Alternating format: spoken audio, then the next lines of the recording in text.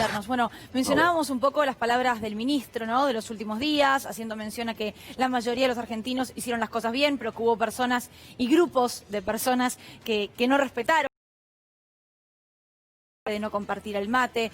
Vemos que el número de casos positivos aumenta, que el porcentaje de positividad... Digo, todo este panorama, ¿qué últimas horas? Claramente la primera etapa de la cuarentena ha sido exitosa, ¿no? ¿Y por qué ha sido exitosa esta primera etapa de la cuarentena? Porque logramos el objetivo, ¿no?, que es ralentizar la llegada del virus y el avance del virus, ¿no? Hoy estamos en una segunda etapa. ¿Y cómo podemos lograr que esta segunda etapa sea positiva o sea exitosa como fue esta primera etapa? Bueno, apelando a la responsabilidad individual, y eso es lo que planteó el ministro Ginés toda esta semana y también el resto de los ministros, digo, y los gobernadores, ¿no? En esta etapa donde hemos entre todos flexibilizado o sacado la rigidez a la cuarentena, es donde más tenemos que apelar a la responsabilidad individual, a los cuidados individuales, al comportamiento individual y a la solidaridad intergeneracional, ¿no? ¿Y por qué digo la solidaridad intergeneracional? Porque cuando nosotros vemos el promedio de edad de las personas que se contagian es de 36 años, pero cuando vemos el promedio de edad de las personas que pierdan su vida como consecuencia de haber contraído el virus es de 75 años, ¿no? Entonces es donde más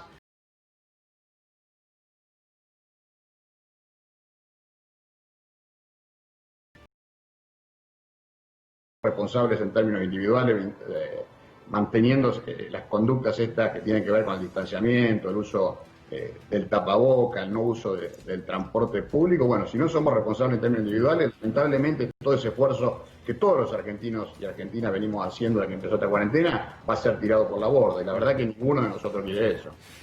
Bonelli Guarino lo saluda, ¿cómo le va? Teniendo en cuenta que las cifras que estuvimos conociendo en los últimos días son un poco el reflejo de lo que sucedió y un poco de la pregnancia y de la tasa de contagio que tuvimos hace 10, 12, 14 días, que era cuando teníamos una cuarentena mucho más estricta. ¿Ustedes piensan que a partir de lo que se genera en los últimos días podríamos tener hacia adelante mayor cantidad de números o no necesariamente?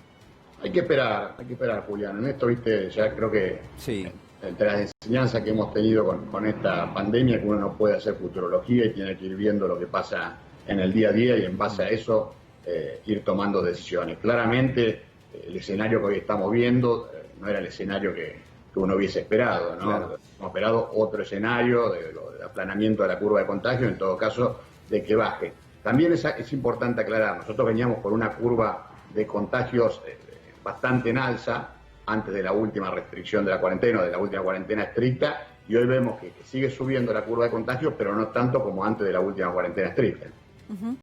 Ahora, Bonelli, en lo que tiene que ver con la coordinación de los distintos municipios de la Ciudad de Buenos Aires, que sabemos que quizás es el lugar más complicado aún hoy en la República Argentina, de acá a futuro, ¿ustedes creen que debería seguir siendo coordinado todo lo que tiene que ver con la flexibilización y la evolución de fases?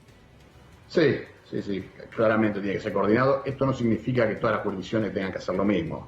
Ahora sí, creo que lo que tenemos que mantener como sociedad y principalmente como dirigencia política, esta unidad política que hemos logrado al principio de esta cuarentena. Y me parece que ese es un logro y es una enseñanza importante que nos va a dejar la cuarentena, ¿no? Cuando trabajamos con unidad política, dejando de lado las diferencias ideológicas, logramos resultados positivos, logramos resultados buenos. Y la verdad que hasta ahora,